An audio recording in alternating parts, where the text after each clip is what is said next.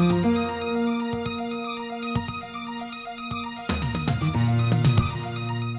the previous modules in this series, we have looked at the construction and operation of the major components of the power plant, that is the boiler, the turbine, and the generator.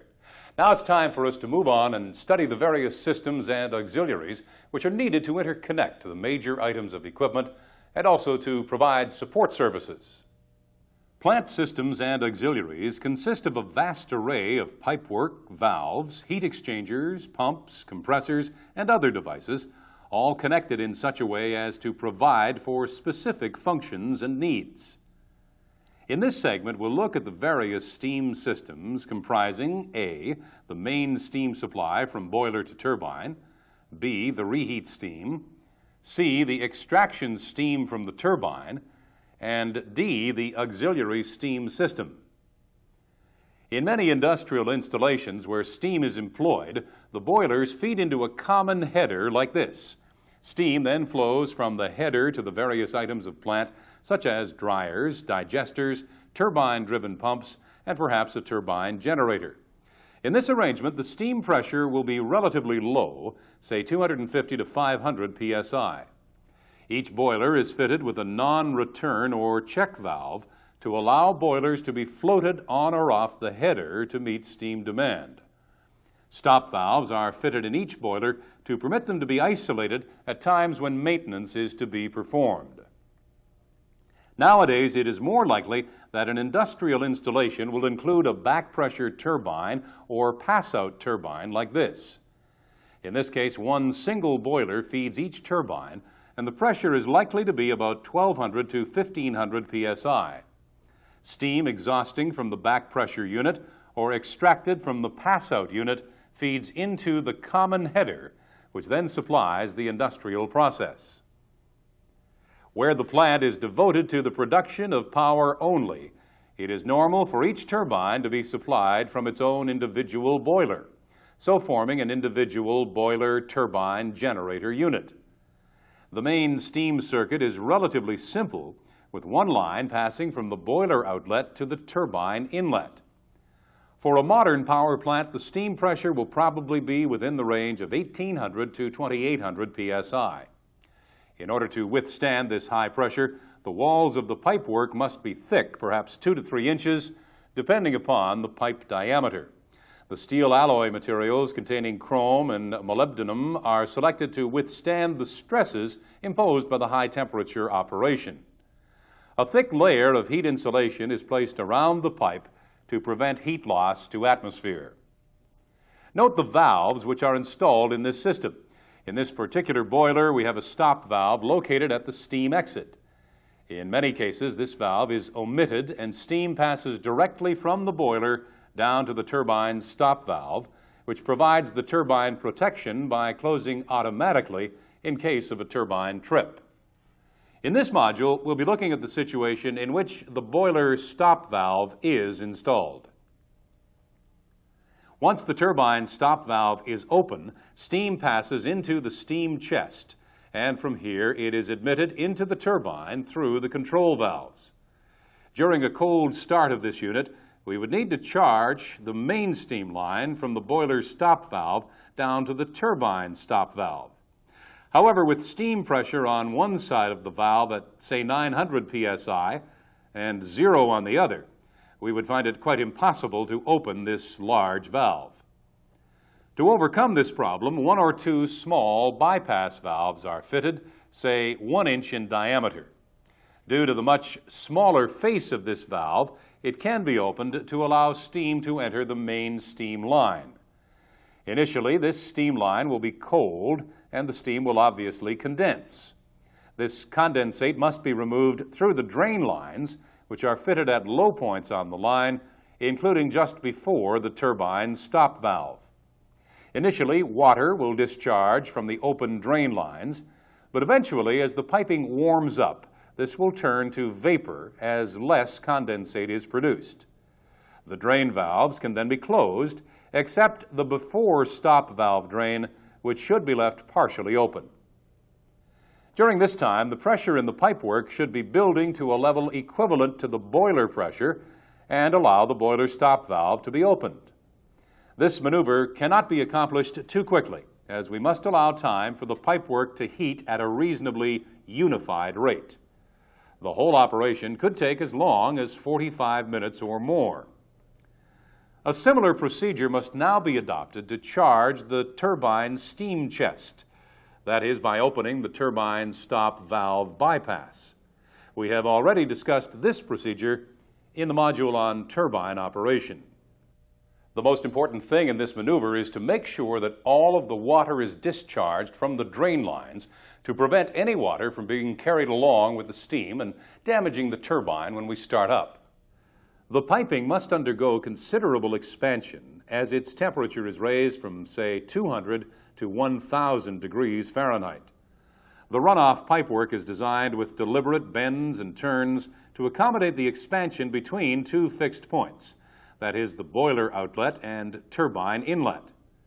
The pipe hangers and supports are designed to be flexible and allow movement of the pipe under expansion forces. The operator should make himself aware of the normal position of critical pipe hangers. Often an indicating pointer is fitted to allow this. If a hanger does become jammed and prevents the free movement of pipe, physical damage may occur to the pipe itself or to other supports. The reheat piping system runs from the turbine back to the boiler and then once again returns to the turbine. This system operates at much lower pressure than the main steam, say 500 psi. In other respects, the pipework is similar, with high temperature insulation and accommodation for expansion.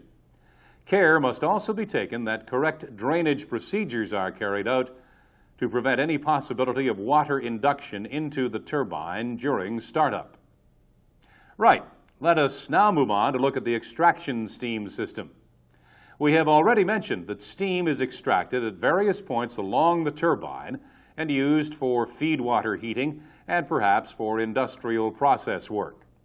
Here is a simplified arrangement where we show just 4 stages of feed water heating and therefore 4 extraction lines only.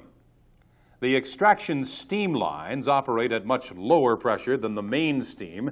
In fact, in the case of a condensing turbine, the last stage of extraction will operate below atmospheric pressure. In this particular scheme, we have 2 low-pressure closed heaters, 1 de-aerator and 1 high-pressure closed heater. We'll be talking more about the heaters later in this module. Each extraction steam line is fitted with an isolating valve and a positive closing non-return valve, which trips to close when the turbine trips or is shut down. You will remember that we discussed this in an earlier module. Just as in the case of the main steam line, we must be careful to make sure that any condensate forming in the extraction lines will be removed via the drain connections, which are fitted at the low points of the pipe run. But where can these extraction lines drain to? Well, remember, during startup, all of the turbine and extraction pipework is under vacuum conditions. So it is obvious that the drains cannot be opened to atmosphere. Otherwise, we would be drawing air in instead of blowing condensate out. Instead, these drains are discharged to the shell side of the condenser, which of course is also under vacuum. Often these extraction line drains are fitted with steam traps, which discharge automatically into the condenser. However, during startup, it is good practice to open the trap bypasses to make sure that all of the water is drained from the line. On large turbine generator units, the feed water pumps are sometimes driven by steam turbines using extraction steam or cold reheat steam. The discharge from the turbine drive may then be piped to a lower point of extraction for further heat utilization. Alternatively, it may be piped to the condenser so that the condensate may be recovered even if the latent heat is lost to the cooling water. In some plants, extraction steam may also be used to supply part of the auxiliary steam demand. For example, in this particular arrangement, steam can be supplied to the air preheater in the FD fan duct from either the first or second stage of extraction, depending upon the pressure available. Please bear in mind that as the load on the turbine generator changes, so does the steam flow through the turbine. with the result that the pressure changes on each extraction point. But referring back to our preheater, how can we heat the incoming air during startup when there is no steam passing through the turbine and consequently no extraction steam available? Well, in this case, a third supply of steam is available from the auxiliary steam system. Each of these control valves automatically opens in the correct sequence. That is, 1, the auxiliary steam supply during startup, 2, the first stage steam extraction during low load, and 3, the second stage steam extraction at high load. So what other sources may be used to supply auxiliary steam? Well, one common method is to use saturated steam from the boiler drum. This feeds through a reducing valve to provide steam at about 200 psi on the auxiliary steam header. Other boilers may also be selected to provide auxiliary steam to the header. The use of saturated steam from the drum is quite adequate, as its temperature of about 500 degrees Fahrenheit will provide sufficient superheat at the lower pressure. From the auxiliary steam header, steam is piped to various applications, such as de-aerator standby steam, oil burner atomizing steam, fuel oil heating. These are just some examples. The actual steam auxiliaries will depend upon the type of installation. Soot-blowing steam for the boiler is usually taken directly from the boiler itself, either from the drum or the first stage of superheat. For the turbine steam auxiliaries, such as the air removal steam ejector and gland sealing steam, a direct supply is usually taken from the main steam line before the stop valve. This high-pressure steam then passes through a reducing station to bring the pressure down to, say, 150 psi. Because of the high temperature of the main steam, a de-superheating station is also included to lower the temperature of the turbine auxiliary steam to about 500 degrees Fahrenheit. Where reducing stations are installed, it is important that one or more safety valves be located downstream to protect the low-pressure pipework in the event that the pressure-reducing valve fails and exposes this piping to the high-pressure steam directly. In some cases, the auxiliary steam piping has to travel considerable distances, for example, to an oil tank farm. There is a tendency for heat to be lost from the pipework even though it is insulated, and the steam temperature rapidly falls to saturation and condensation begins. For this reason, steam traps are located frequently throughout the auxiliary steam system. The operator should regularly check that the steam traps are functioning correctly, that is, to discharge condensate in regular bursts. If the steam trap is not sealing properly, it will pass steam continuously and so be a source of considerable waste. Conversely, if the trap remains closed, then condensate will accumulate inside the auxiliary steam piping. In this case, we will probably be made aware of the problem by water hammer in the pipework.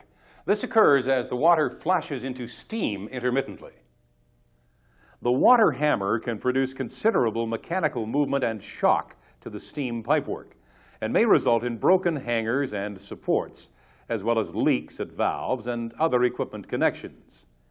In operating any of the steam systems, one of the most important operating requirements is to make sure that the system is maintained free of water. In this segment, we have looked at typical steam systems, but of course all plants are different. Make sure that you become familiar with all of the features of your various steam systems. That is main steam, reheat steam, extraction steam, and auxiliary steam. Now at this point, it's time for a break, so please switch off the tape and review this material in your workbook.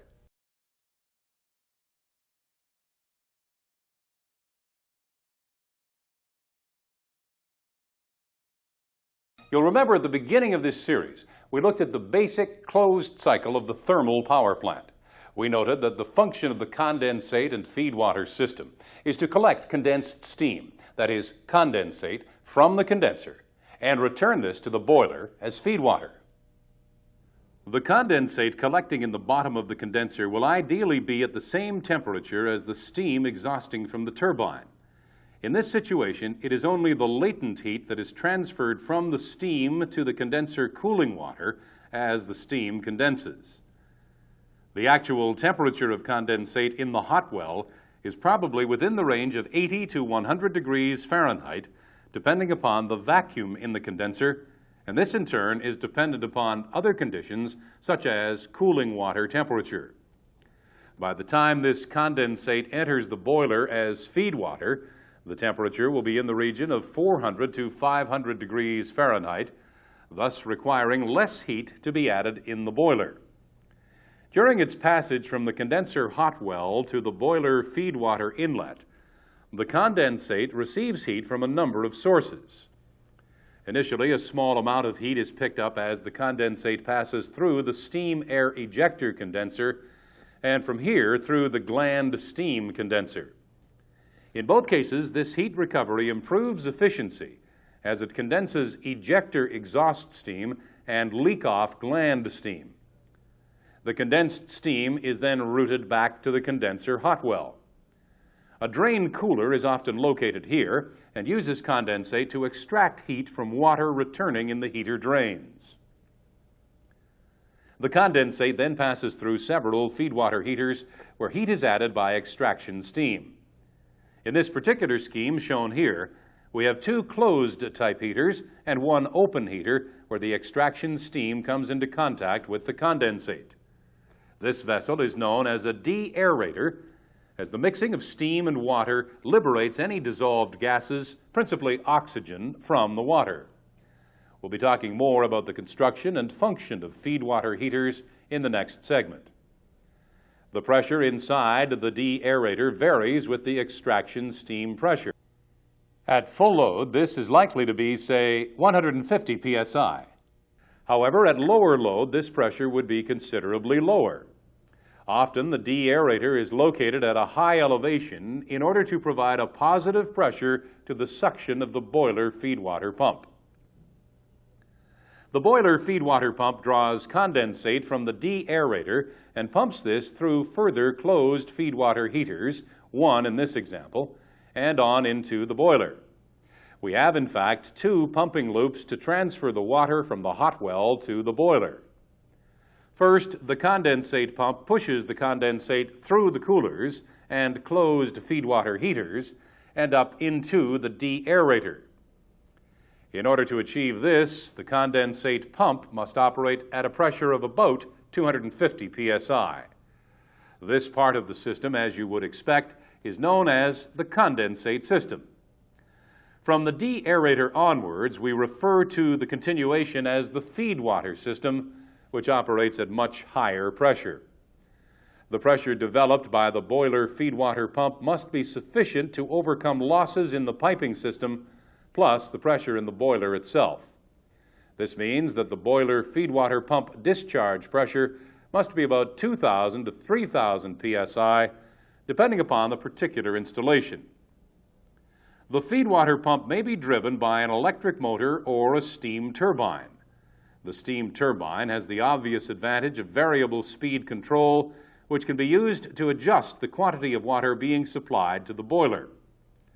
Of course, the same result can be achieved by applying a variable speed hydraulic drive between an electric motor and the pump.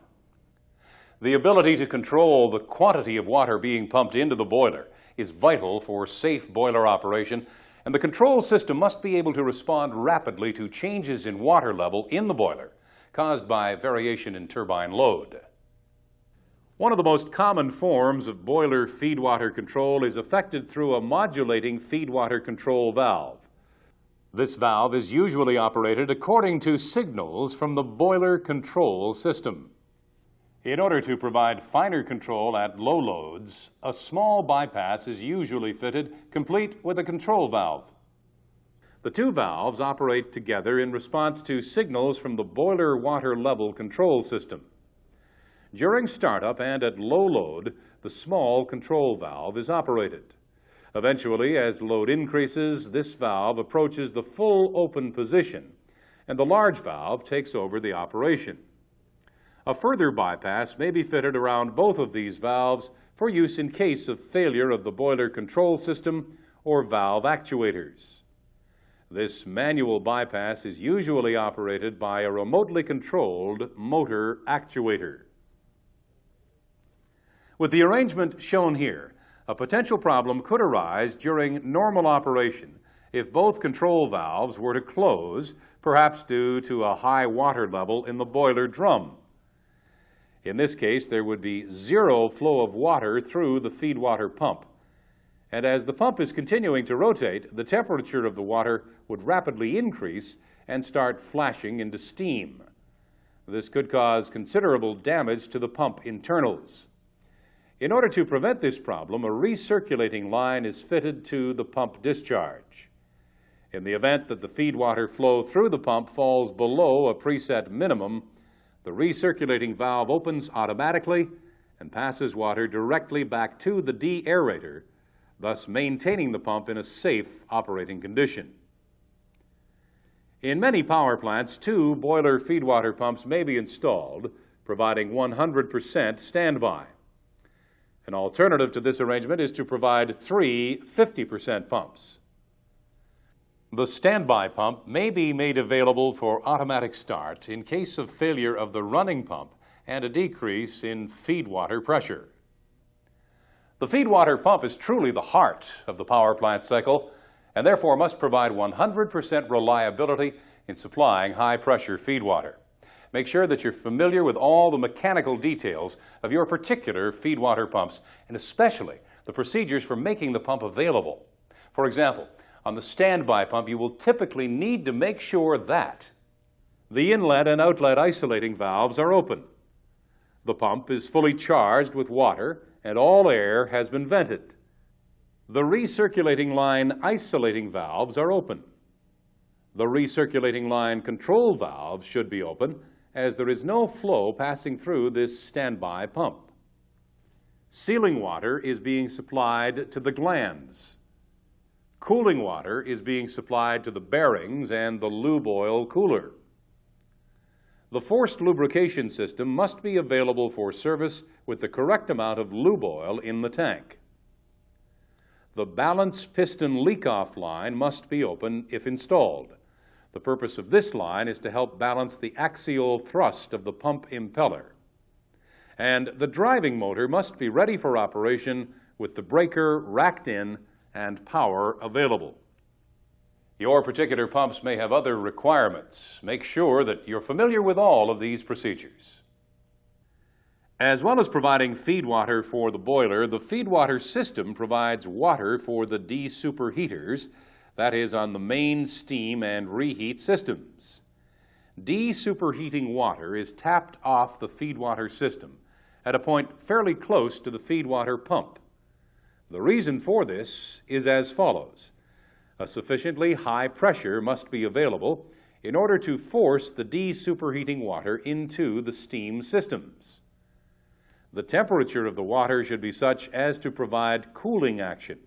Therefore, it should be taken before feed water passes through the high-pressure feed water heater. We have mentioned earlier that some losses do occur on the closed cycle system, and therefore a certain amount of make-up water is required to compensate for the loss. The make-up water is of high quality, produced in the demineralizers or evaporators and stored in the condensate tank. For make-up purposes, the water is usually fed into the condenser. During operation, the vacuum in the condenser's steam space causes water to flow from the condensate tank due to the difference in head. But how does the system know when and how much makeup to add? In fact, how is the level of condensate controlled in the condenser hot well? Also, how is the level of condensate controlled in the de-aerator? This simplified diagram shows how these objectives are achieved. Makeup water from the condensate tank is drawn directly into the condenser through this modulating control valve, which in turn is adjusted according to the level transmitter which is located at the hot well. In a similar manner, the flow of water into the de-aerator is determined by this particular control valve, which is controlled by signals from the level transmitter at the de-aerator. Let's see how this simple arrangement works during a plant shutdown. As we begin to reduce load on the turbine generator and boiler, we find that the level in the de-aerator begins to fall. The reason for this is that as the production of steam is reduced, a certain amount of shrinkage takes place in the boiler.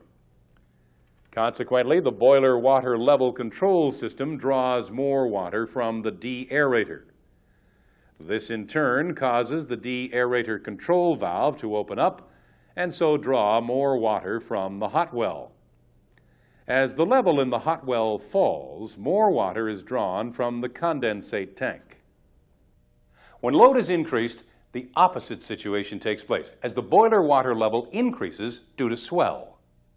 In this case, the boiler feedwater control valve reduces flow, the de-aerator level tends to rise, so decreasing the de-aerator control valve opening. This causes the hot well level to rise, thus causing the makeup valve to close completely. If the hot well level continues to rise, we must find some means of dumping this excess condensate back to the condensate tank. This is achieved by fitting a connection from the condensate system through a control valve back to the condensate tank. This is known as the overflow control valve, and its opening is determined by high water level in the condenser hot well. The level control system we are studying here is one typical example, but you must make sure to study your own condensate and feedwater system. Now, we still have a lot more to say about the condensate and feedwater system, but first, let's take a break to review in our workbooks what we've covered so far. For now, please switch off the tape and review this material in your workbook.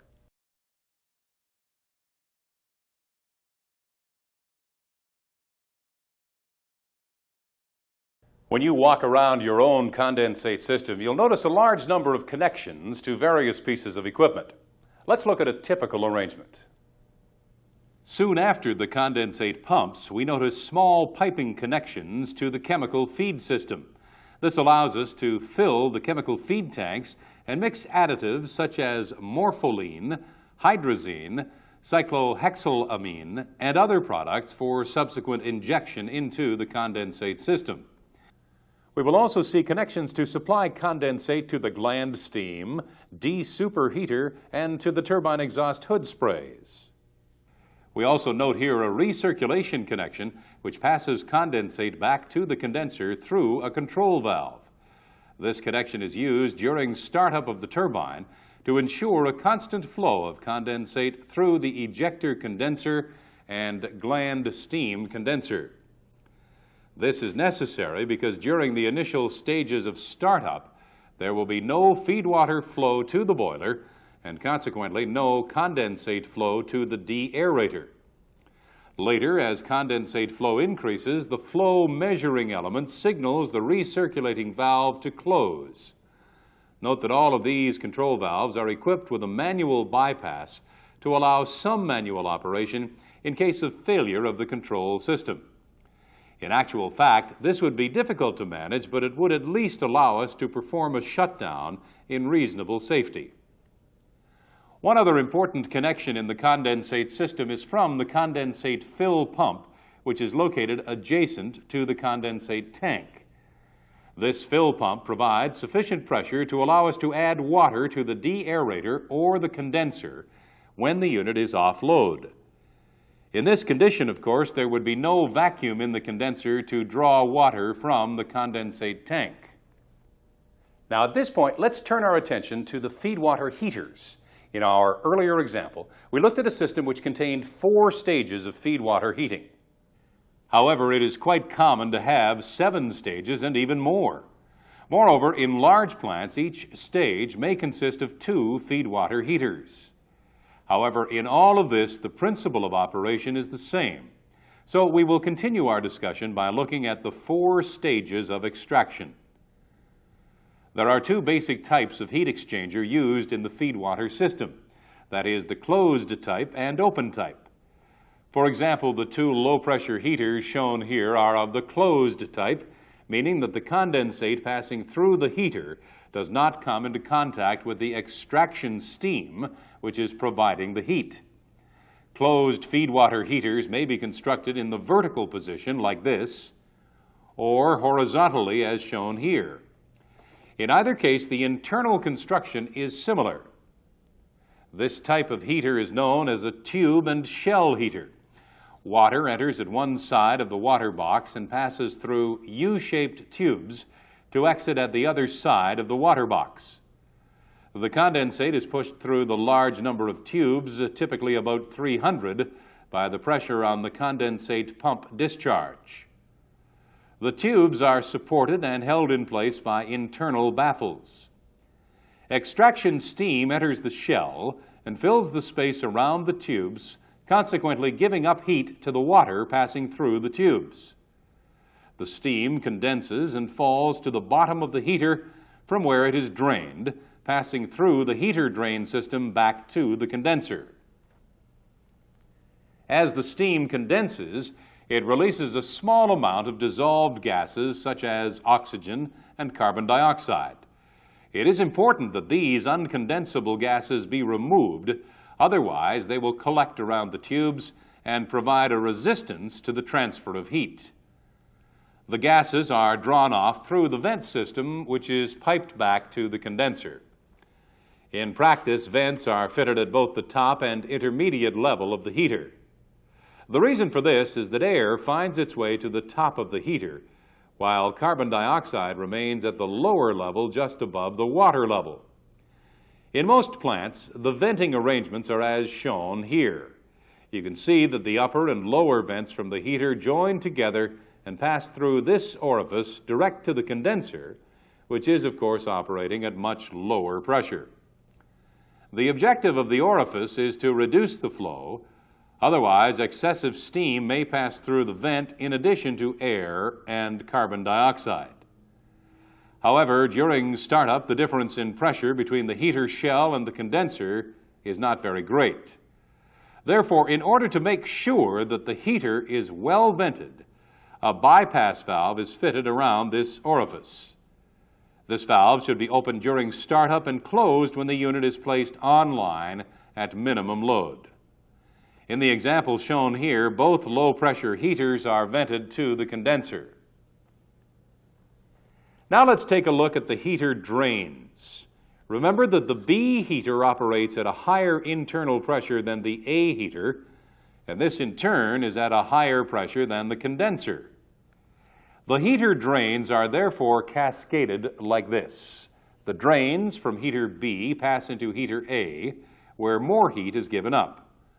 The combined drains from A heater pass into the condenser.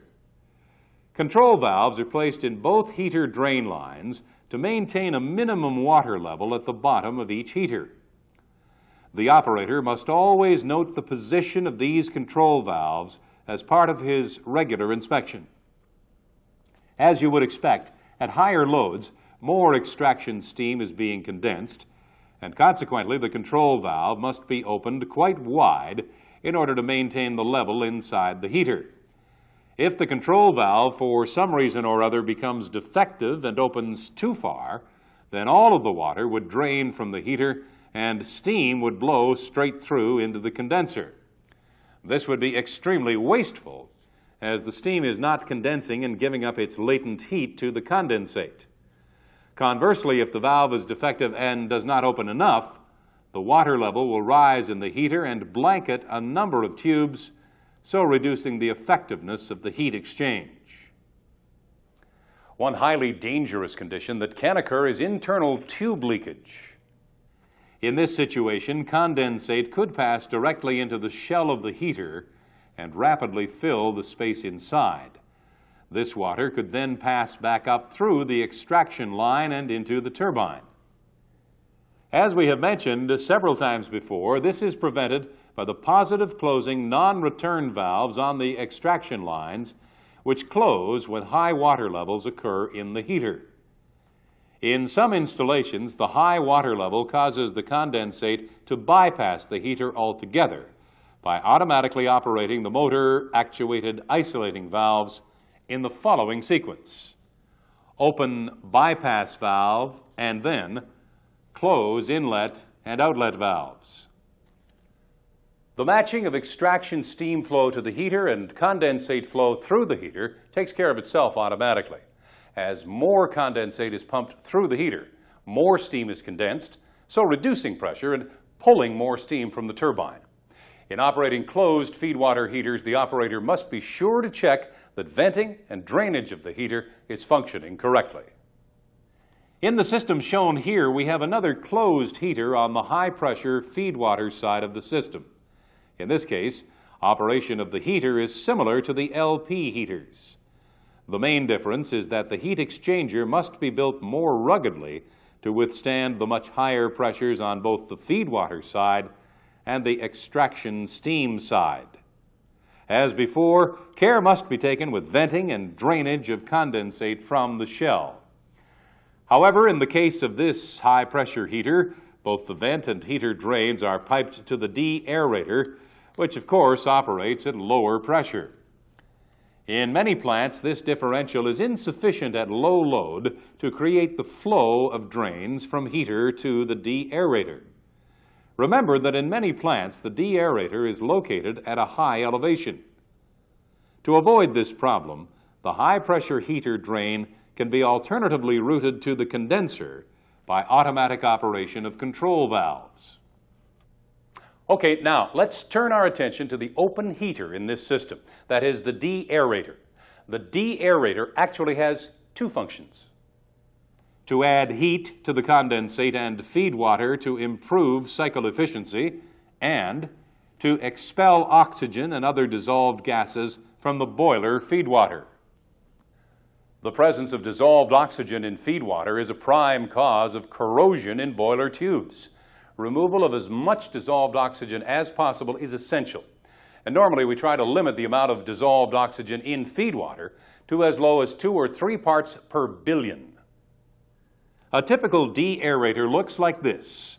In actual fact, the de-aeration takes place in the upper vessel, while the large vessel below is merely a storage tank providing suction to the feedwater pump. In most plants, the capacity of this storage tank is sufficient to keep the feedwater pump going for about 10 minutes, even without receiving condensate from a condensate system. So this should be sufficient for an emergency shutdown. The removal of dissolved oxygen is achieved by intimate mixing of steam and water. The condensate enters at this point and passes over a number of trays, which cause the liquid to break up into fine drops. This increases the surface area available and so greatly improves the mixing with steam. The steam condenses and, in doing so, raises the temperature of the mixture to saturation. This action liberates the oxygen which is present, and this is exhausted from the vents at the top of the de-aerator. The de-aerated water droplets then fall into the storage tank below. During startup on the unit, before extraction steam is available from the turbine, partial de-aeration is achieved by supplying live steam to the de-aerator. This comes from the auxiliary steam system and is automatically controlled. That is, when the extraction steam pressure falls below an established minimum, the live steam supply opens up. The de-aerator vents may be piped to the condenser, but frequently they are released to atmosphere through a vent condenser.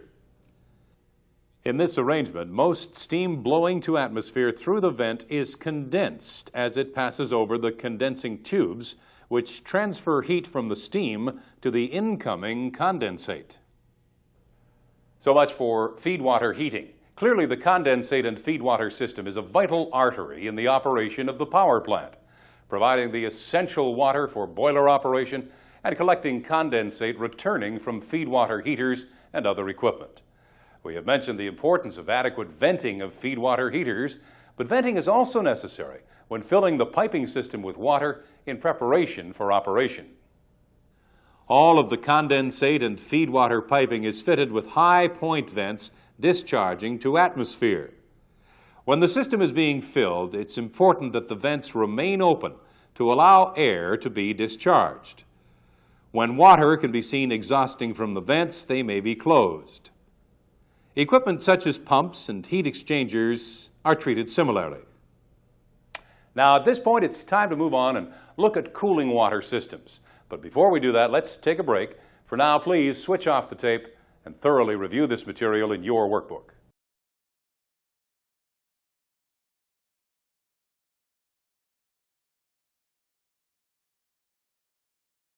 As you would expect, the generator is well equipped with indications, alarms, and trips to provide protection. Alarms are triggered to warn of such conditions as high bearing temperature, abnormal lube oil conditions, high stator winding temperatures, high inlet temperature of cooling air or hydrogen, low seal oil pressure differential on the hydrogen system, low hydrogen purity, low hydrogen pressure, high rotor winding temperature, electrical protection relays tripping the unit in case of a generator electrical fault. Essentially, control of the generator is concerned with three items: control of active power or megawatt output by adjusting fuel input, control of reactive power or megavar output by adjustment of excitation, control of terminal voltage by adjustment of excitation. Let's look at active power, that is, megawatt output first. This is the power which actually does useful work for the consumer. For example, you use kilowatt hours in your light bulbs and electric heaters. You pay for kilowatt hours to run your appliances. The megawatt or kilowatt is the component of power which does the work. As we know, the demand for megawatts varies throughout the day as consumers switch their electrical devices on or off. As we cannot store electrical energy, at least in large quantities, the combined power output of all of the generators which are connected to the system must exactly equal the total power demand at every instant of the day. The total power demand consists of the consumer's demand plus power system losses, which may be as high as 4 or 5%. If at any time the power demand is greater than power production, then the frequency will fall. It is the load dispatcher's job to keep system generation and load balanced. He must do this while paying attention to the economic loading of units, which means the most economical generating units should be fully loaded first. At the same time, he has to allow for limitations in the transmission system, say due to line outages.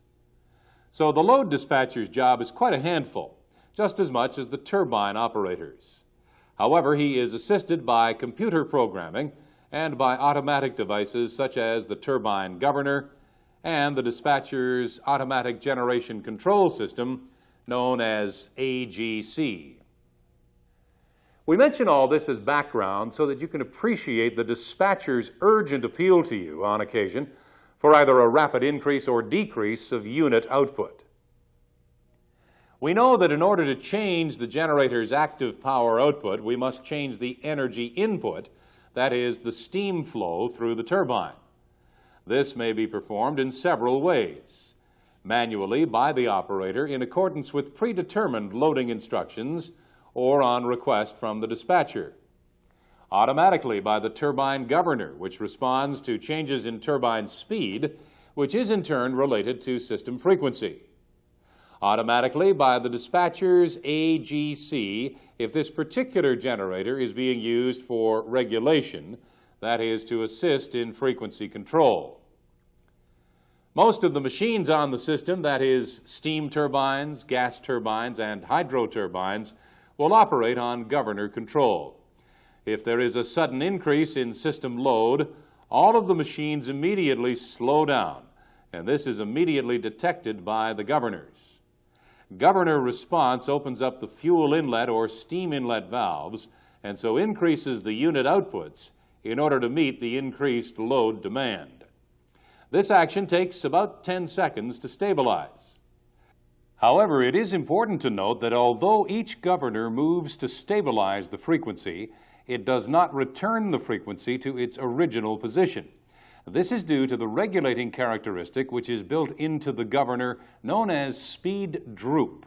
Typically, the turbine governor is set to regulate at 5% speed droop, as applied load increases from 0 to 100% power output. Of course, this situation can be corrected easily by adjusting the set point of the governor. This can be done by the operator at various intervals or by automatic frequency control devices. Usually, certain generators on the system are selected to operate as regulating units, receiving immediate signals from the AGC system to correct frequency. The objective of the speed droop setting is to ensure stable operation of generators which are connected in parallel on the power system. If all of the governors on the synchronized generators are set to, say, 5% droop, then they all share in load changes proportionally. However, we may wish to make certain units on the system more responsive to frequency changes than others. This can be achieved by setting the droop characteristic on those units to a lower value. The generator with the lower setting will pick up or throw off proportionally more load than the other generators on the system. Check with your supervisor for correct droop settings on your machines. Remember, the lower the percentage droop, the more sensitive is the governor, and oversensitivity can cause unstable operation and hunting of the unit.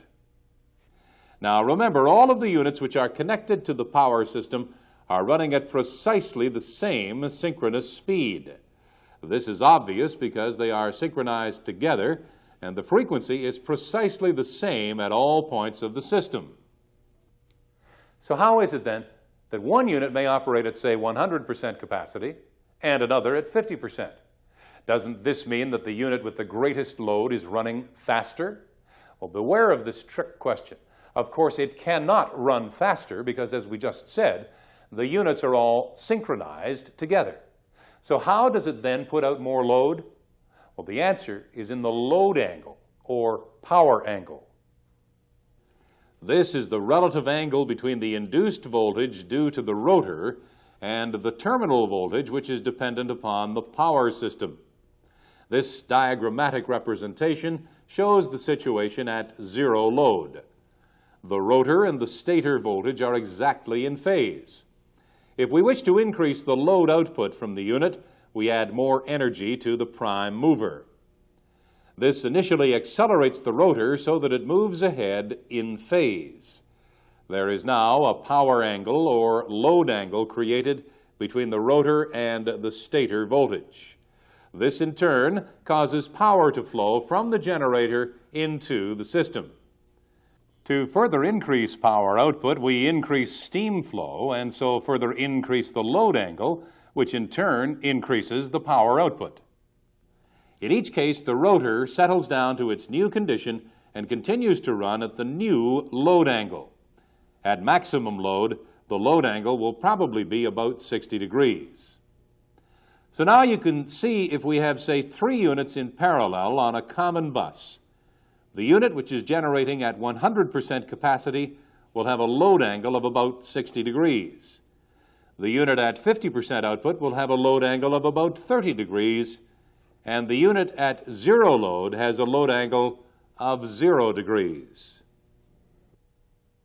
Okay, so much for power output of the generator. Let's now take a break, and then we'll come back and talk about voltage control, excitation, and megavar output. For now, please switch off the tape and review this material in your workbook.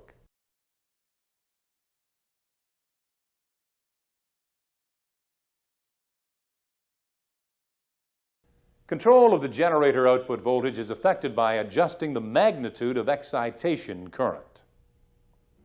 We already know that increasing excitation results in an increase in the strength of the rotating magnetic field.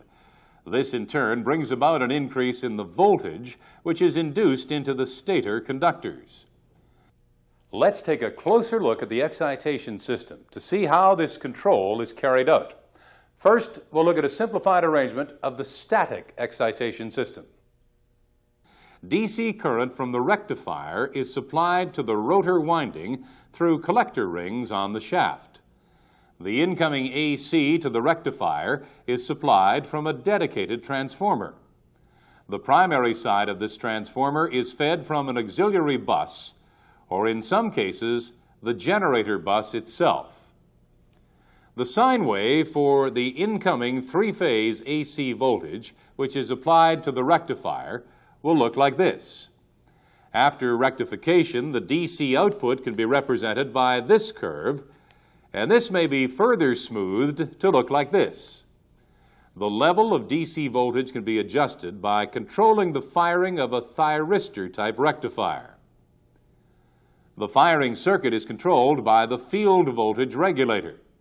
This regulator has two inputs, manual and auto. The manual control disconnects the automatic function and allows the operator to directly control excitation. However, when the generator is in operation, the field voltage regulator is usually controlled from the auto position, that is, from the AC voltage controller.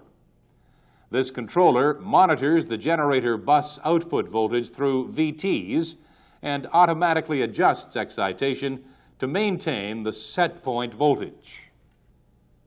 The operator can adjust this set point and thus exercise control while the excitation system is operating in auto. All of these components of the static excitation system are normally located in the excitation panel close to the generator. Of course, the auto and manual control inputs are also located on the operator's panel. Another type of excitation system often used is known as the brushless exciter. The exciter is actually a small AC generator which is built on the end of the generator shaft instead of collector rings. In this exciter, a stationary magnetic field is provided from the DC winding, which is wound on the stator. The rotor winding produces AC voltage, and this is fed directly into diode-type rectifiers, which are built into the shaft. So we have, in effect, a rotating rectifier. The DC output from the rectifier is connected directly to the main rotor winding through leads which pass inside the shaft. There is no need for collector rings or brushes. Control of the DC excitation current is effected by adjusting the strength of the exciter magnetic field, and this is done by controlling the DC current flow through the field winding. This DC field current is supplied from a rectifier which is located in a nearby cabinet. Of course, this rectifier is much smaller than the static rectifier that we previously studied because it is only supplying field current to the rotating exciter. However, control is effected in the same manner. That is, by adjusting the firing of the thyristors, and this in turn is governed by the field voltage regulator. The arrangement at this point is similar to the static exciter. When in auto, the field voltage regulator receives its command signal from the AC voltage controller, which in turn monitors the output voltage of the generator. The operator can adjust the AC set point as required. When starting up the unit, the field voltage regulator may be set to manual, and in this case, the operator will control the regulator directly. So what is the effect of adjusting excitation? Well, obviously, one effect is to adjust the output voltage of the generator. For example, by increasing the excitation current, the generator terminal voltage will increase. But that's not all that happens. As terminal voltage is increased, the generator will produce and transfer more megavars into the power system. On most units, the megavar output of the generator is indicated right alongside the megawatt output. The term megavars stands for megavolt amperes reactive, which is actually the unit of measurement for reactive power. But what is this reactive power? Well, it is a fact of life that all electromechanical devices, such as transformers, motors, electromagnets, and so forth, require megavars in order to set up and maintain their magnetic field. For example, let's look at an electric motor. The shaft on the motor rotates to drive a machine and produce useful work, let's say 100 horsepower. The motor will need to draw about 75 kilowatts in order to produce this power output. But in addition to this, the motor will need to draw about 30 kilovars in order to set up the magnetic field which is needed for the motor to function.